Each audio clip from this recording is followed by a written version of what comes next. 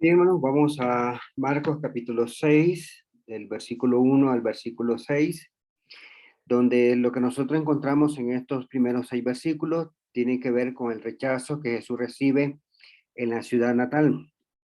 Bien podríamos decir, en referencia a este capítulo, si bien en el capítulo 5 podríamos decir que trataba temas de fe como lo que nosotros miramos en todo el recorrido del capítulo 5, el capítulo 6 podríamos decir que es completamente diferente o opuesto de otra manera, porque podríamos decir que el capítulo 6 podría llamarse el capítulo de los escépticos, como lo que nosotros encontramos en estos primeros 6 versículos.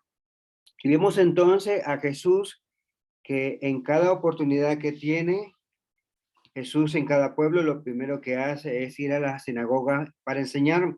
Lo vemos en el capítulo 6, en el versículo 1 y el versículo 2, en el cual dice, cuando llegó el día de reposo, comenzó a enseñar en la sinagoga. Lucas nos amplía más esta, esta explicación y toda la narración que nosotros encontramos en ese capítulo, en la referencia al evento que nosotros encontramos en el capítulo 6 de Marcos, el verso 1 al versículo 6. Vemos entonces que lo que Jesús hace al terminar de leer, dice que se sentó y todos comenzaron, y todos los que le escucharon dice que se asombraban. El versículo 2 al finalizar dice, y muchos que escuchaban se asombraban. Más adelante, a medida que nosotros entremos en el estudio, vamos a ver cuál era la razón por la cual se asombraron acerca de Jesús, siendo Jesús un compatriota, ¿verdad?, de la misma ciudad, pues en cierto sentido no debería de ver esa clase de asombro, sino realmente sentirse orgulloso de lo que realmente se estaba viendo en Jesús y en el cual pues estaba enseñando en su propia ciudad. Lo que vemos entonces en esta ocasión es que Jesús también quería mostrarse en su ciudad natal y hacer las mismas cosas que había hecho en otros pueblos, como es sanar, llevar las buenas nuevas y el perdón de pecados. Algo, ¿verdad?, que la gente misma, podríamos decir, se privó de recibir estas grandes bendiciones por la cual Jesús estaba eh, llevando o quería ser partícipe de ellos con el mensaje y la predicación que vemos en esa ocasión. Entremos al estudio y lo que vemos entonces, el primer punto, los compatriotas de Jesús se escandalizan. Vemos el versículo 2, dice la pregunta que ellos hacen y retumba en sus mentes, dice, ¿de dónde obtuvo tales cosas? Marcos capítulo 6, el versículo 2 menciona, ¿dónde obtuvo tales cosas? ¿Y cuál es esta sabiduría que le ha sido dada? Y estos milagros que hace con sus manos. Vemos que en su ciudad natal quiso mostrarse como el Mesías, pero como resultado de ello, Marco dice que Jesús no pudo hacer muchos milagros en Nazaret. Comenzaron a cuestionar debido a que le conocían desde sus inicios como carpintero y ahora él estaba llegando como maestro, porque si ven el versículo 1, dice que sus discípulos les estaban acompañando. Muchos comentarios, ¿verdad?, que mencionaba que muchos maestros rabí se notaban básicamente porque sus discípulos siempre le acompañaban y los discípulos pues querían hacer todo lo que su maestro hacía. Y en esta ocasión los que vemos acerca de Jesús, Jesús llega a Nazaret juntamente con sus discípulos, por lo cual en cierto sentido pues les estaba diciendo, soy maestro y ellos son mis discípulos. Mas, sin embargo, vemos que la reacción de ellos pues no fue exactamente como la esperaba. Lucas, capítulo 4, el versículo 28, dice de esta manera. Lucas 4, 28. Y todos en la sinagoga se llenaron de ira cuando oyeron estas cosas. Lucas nos amplía un poco más la información que no solamente se escandalizaron o hicieron esta pregunta. Marco no enfatiza realmente la reacción del público que estaba en ese momento. Lucas va más allá y dice que ellos se llenaron de ira en el momento que Jesús les estaba enseñando. Si nosotros recordamos acerca de Natanael, pues Natanael tenía una opinión acerca de esta pequeña ciudad de Nazaret. En su encuentro con Jesús, lo que nosotros vemos en Juan capítulo 1, verso 46 al 51, en el cual dice así, y Natanael le dijo, ¿puede, puede, puede algo, perdón, puede algo bueno salir de Nazaret? Ven y ve, le dijo Felipe. Jesús vio venir a Natanael y dijo, un momento que se me fue el versículo 46. Jesús le vio venir a Natanael y le dijo, y dijo de él, aquí tienen a un verdadero israelita, en quien no hay engaño. Y Natanael le preguntó, ¿cómo es que me conoce? Jesús le respondió, antes que Felipe te llamara, cuando estaba debajo de la higuera, te vi. Rabí, tú eres el Hijo de Dios, tú eres el Rey de Israel, respondió Natanael. Jesús le contestó, porque te dije que te vi debajo de la higuera, ¿me crees? Cosas mayores que esta verán. También le dijo, en verdad le digo que verán el cielo abierto y a los ángeles de Dios subiendo y bajando sobre el Hijo del Hombre. La opinión que tenía Natanael es que no podía salir nada bueno de esta ciudad. Y vemos entonces que en su primera conversación con Jesús, pues Natanael pues cambia su forma de pensar. Muchas veces este era el comentario que tenía Natanael con respecto a esta ciudad. Pero si nosotros vemos la reacción de los compatriotas de Jesús al momento de escucharle, podemos decir que ellos estaban cómodos con ese pensamiento que tenía el pueblo, el judío en general, acerca de esta pequeña ciudad. Es decir, si Natanael pensaba de que nada bueno podía salir de Jerusalén, Nazaret, perdón, ellos mismos también tenían ese concepto. Nada bueno puede salir de Natanael. Y vemos entonces que en virtud de sentirse orgulloso, en un sentido de sentirse bien, de que realmente de su propia ciudad ha salido el Mesías, vemos que la reacción de ellos fue totalmente contraria a lo que realmente se esperaba. Y miren lo que dice el versículo 3. Sigue, ¿verdad? Se introduce el cuestionamiento de la ciudad hacia Jesús. Y dicen ellos, ¿no es este el carpintero? Esta pregunta realmente podría decirse que no era un cumplido. Era algo en cierto sentido despectivo. El versículo 3 de Marcos dice, ¿no es este el carpintero, el hijo de María y hermano de Jacobo, José, Judas y Simón? ¿No están sus hermanos aquí con nosotros? Perdón, ¿no están sus hermanas aquí con nosotros? Y se escandalizaban a causa de él. Aquí la palabra carpintero se traduce de la palabra griega tectón, que significa carpintero o constructor. Y esta palabra se usa para describir a alguien que trabajaba con la madera o piedra. En otra palabra, era una profesión muy amplia, de tal manera, ¿verdad?, que también se utilizaba esta misma palabra carpintero para describir a los artesanos, así también como al carpintero, pero siendo más específico y más amplia en cuanto a lo que sería un constructor.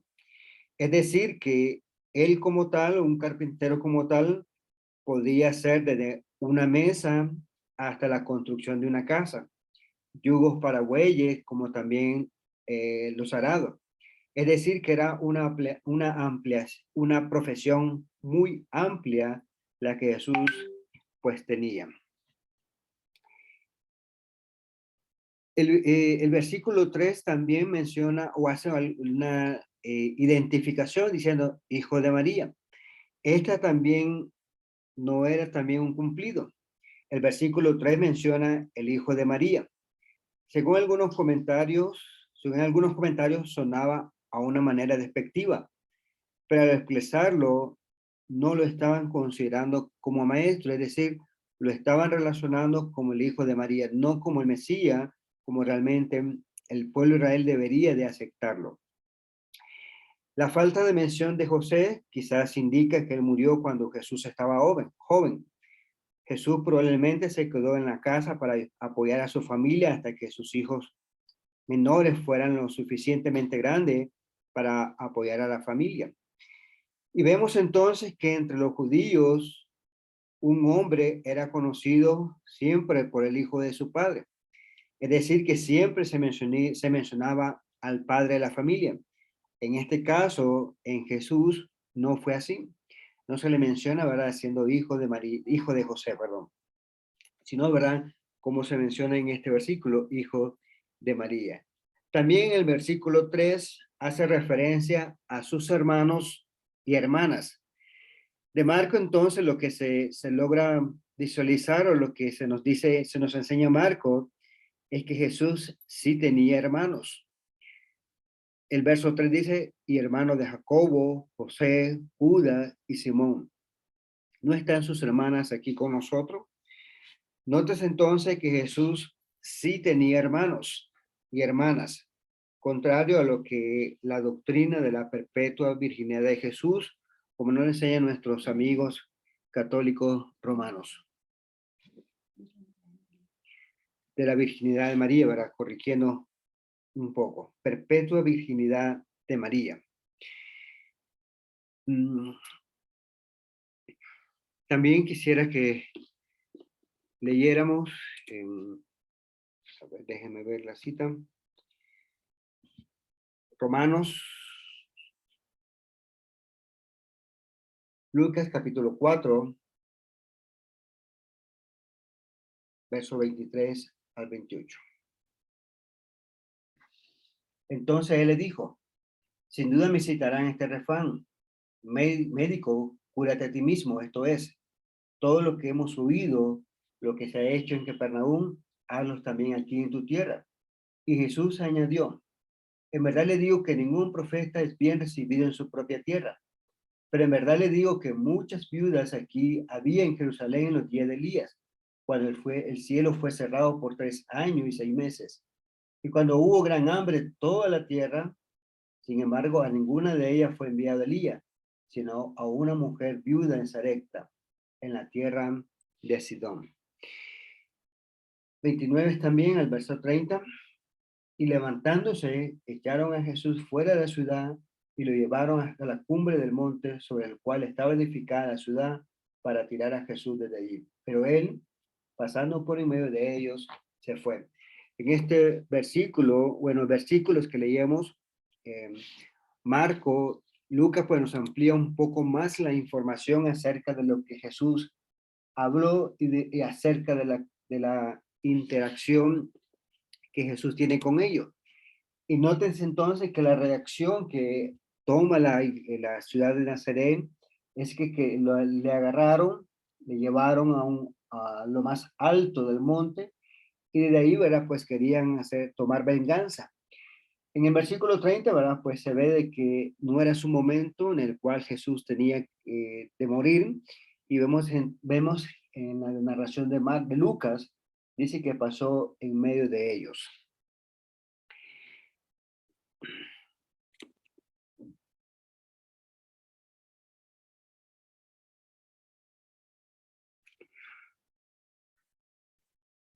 Bien. En cuanto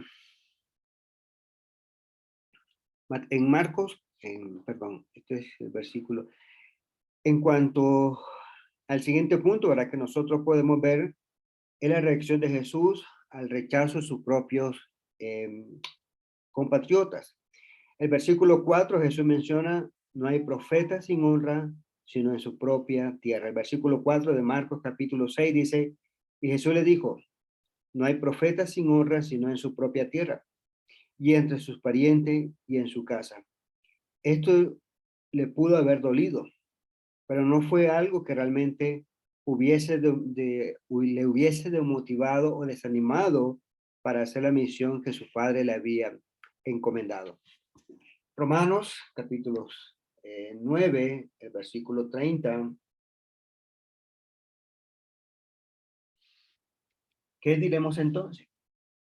Que los gentiles que no iban tras la justicia alcanzaron justicia, es decir, la justicia que es por fe. Perdón, 32 y 33. ¿Por qué? Porque no iban tras ella por fe, sino por obra.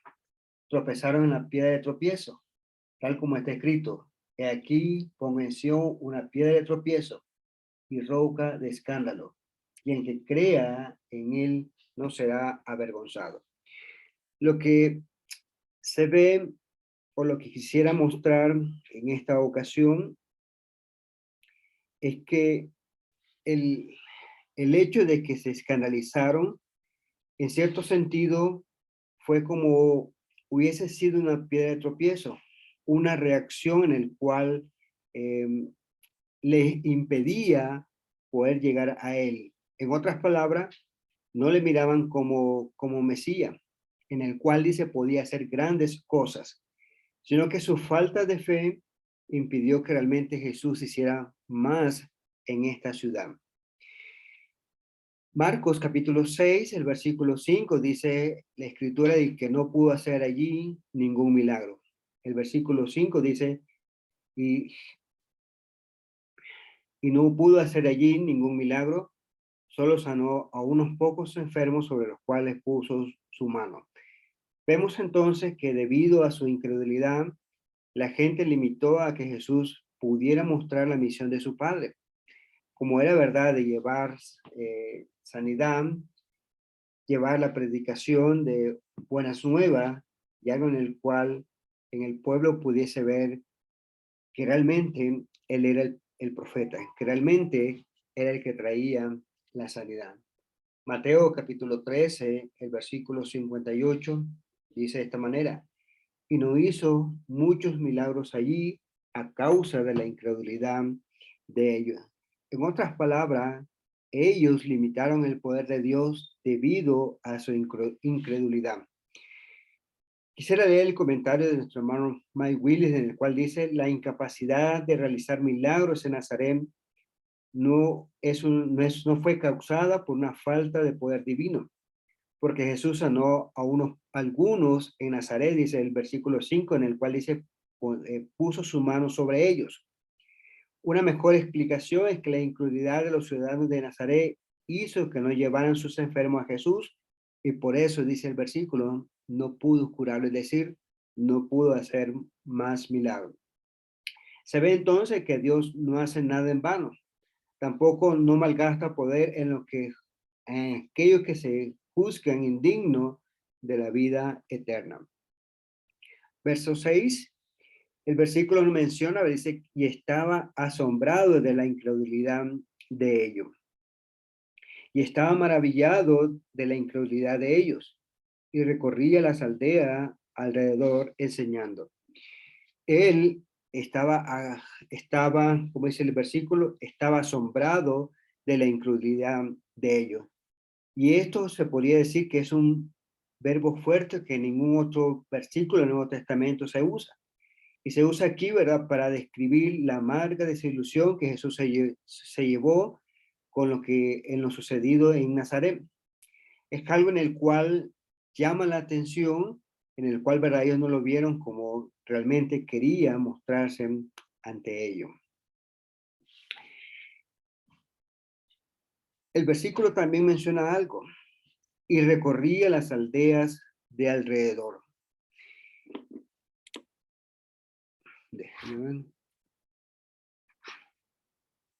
Jesús entonces no dejó que este rechazo dado por sus conciudadanos, ¿verdad?, pues le debilitaron.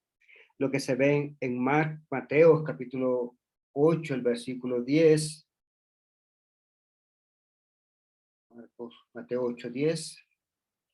Al oírlo Jesús se maravilló y dijo a los que le seguían: en verdad les digo que en Israel no he hallado a nadie con una fe tan grande. El versículo que leemos, ¿verdad?, tiene que ver acerca de la fe del centurión, en cómo, ¿verdad?, en el versículo anterior demostró la fe que había en Jesús. Y vemos entonces que Jesús se maravilló de la fe que este hombre tenía. Misma expresión, ¿verdad?, que nosotros encontramos en Marco, en el cual Jesús se maravilló de la reacción que el pueblo tenía en cuanto a su incredulidad. Mateo capítulo 23, el verso 37, dice de esta manera: Jerusalén, Jerusalén, la que mata a los profetas y apedrea a los que te son enviados a ellos. ¿Cuántas veces quise juntar a tus hijos como la gallina junta sus pollitos debajo de sus alas y no quisiste? Por tanto, la casa de ustedes les será dejada, se les deja desierta. Ellos, su fe, su incredulidad, vemos, ¿verdad?, de que Jesús se asombró realmente de cómo ellos expresaron esta incredulidad, de cómo ellos no creyeron o no vieron en él lo que realmente es como él se estaba demostrando como el Mesías. Según Marcos, en lo que nos leemos en los primeros 6 versículos, Marcos no da indicios de que Jesús intentara regresar a la ciudad natal. Lo que sí vemos es que Jesús fue a los lugares donde realmente le permitieron predicar las buenas nuevas. Y es lo que Jesús hace. Aprovecha la oportunidad que se le da para que realmente las personas aprovecha la oportunidad de aquellos lugares donde se les permite de que Él les predique y les enseñe, donde también se pueda mostrar el poder sobre las sanidades. A manera de conclusión, ¿verdad?, de este pequeño estudio, ¿verdad?, vemos que debido a nuestra incredulidad, nosotros podemos limitar el poder de Dios en nuestra vida. Así como los ciudadanos en Nazaret limitaron el poder de Jesús en hacer más milagros, en hacer más sanidades, esto fue debido, ¿verdad?, a que ellos mostraron su incredulidad, limitaron en cierto sentido el poder de Dios.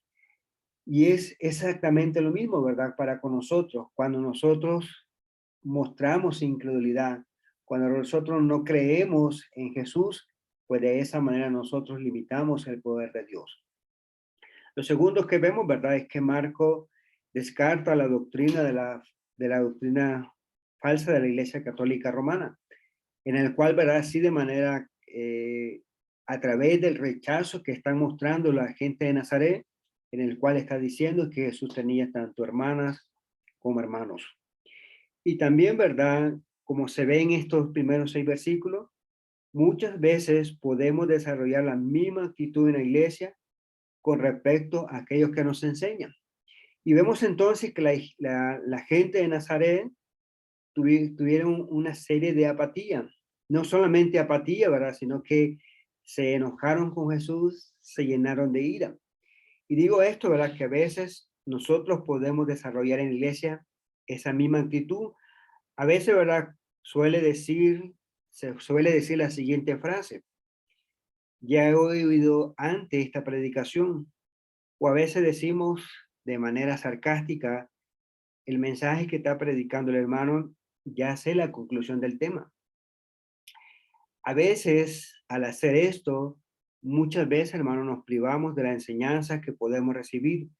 Perdemos el acceso que nosotros tenemos al escuchar el mensaje de Dios. Debemos de tener en cuenta lo siguiente, que cuando expresamos estas frases, en cierto sentido, hermano, estamos rechazando el mensaje de Dios. A manera de ejemplo, ¿verdad?, siempre que reflexiono sobre esto, siempre me acuerdo, ¿verdad?, que en la secundaria yo siempre me sentaba en la primera fila. Llegó un momento, ¿verdad?, en el cual tenía un profesor de matemática y él tenía un aliento bastante fuerte, estando yo en la primera fila. Sucedió, ¿verdad?, de que el día siguiente me fui a la segunda fila y también le sentía el aliento. Y para no cansar el cuento, ¿verdad?, llegué hasta el hasta la mitad del aula y por lo general los que se sientan en el centro de la aula son aquellos que molestan, que no están concentrados en la clase, sino que están más que todo molestando.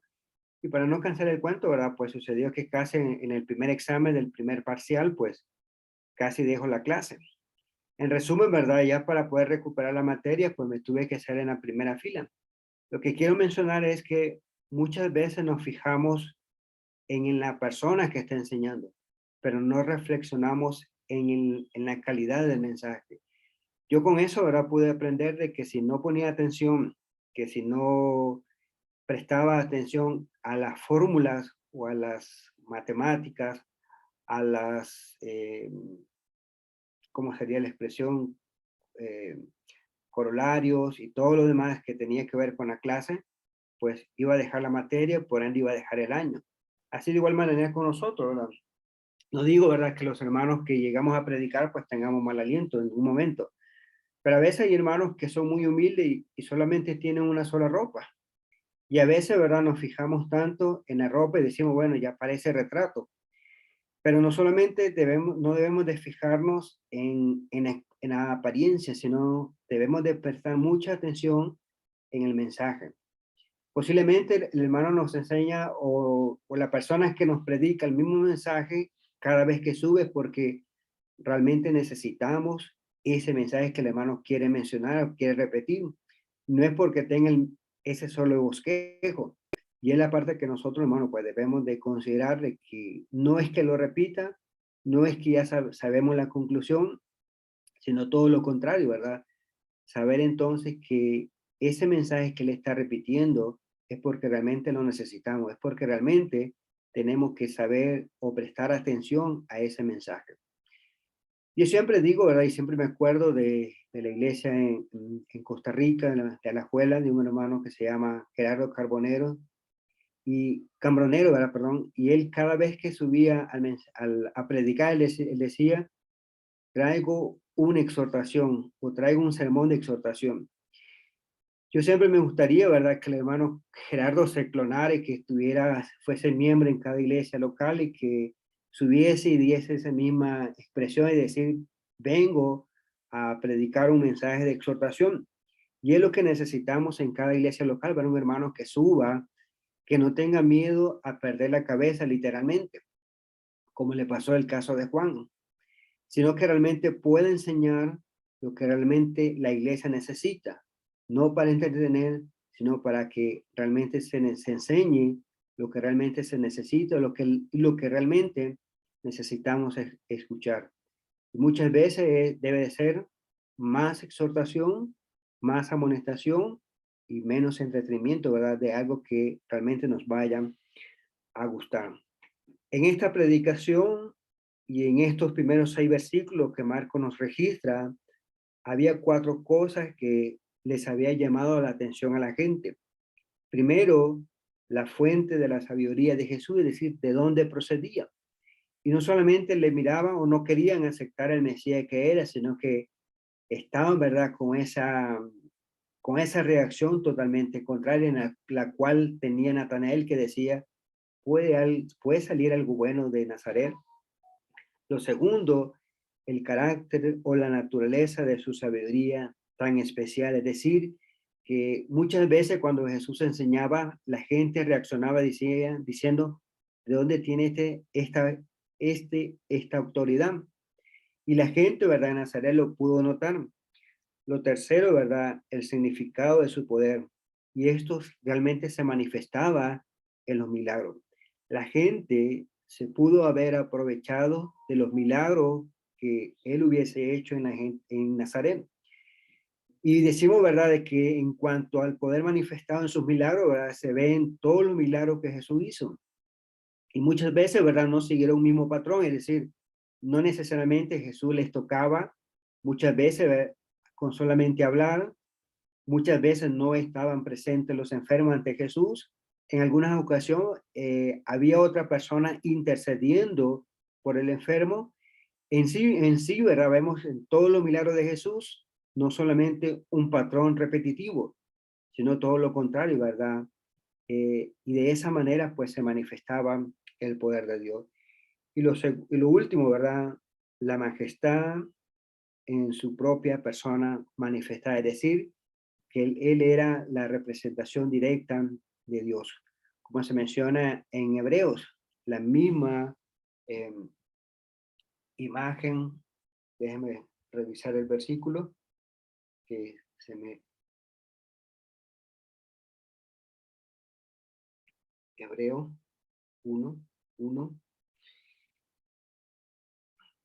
El versículo 3, Él es el resplandor de su gloria y la expresión exacta de su naturaleza. Y es lo que realmente se ve en Jesús y lo que realmente los de Nazaret pudieron notar o no realmente no quisieron notar acerca de estas cosas que realmente llamaban la atención en Jesús. Gracias, amados hermanos, por permitirme llegar ante ustedes. Que el Señor entonces les bendiga.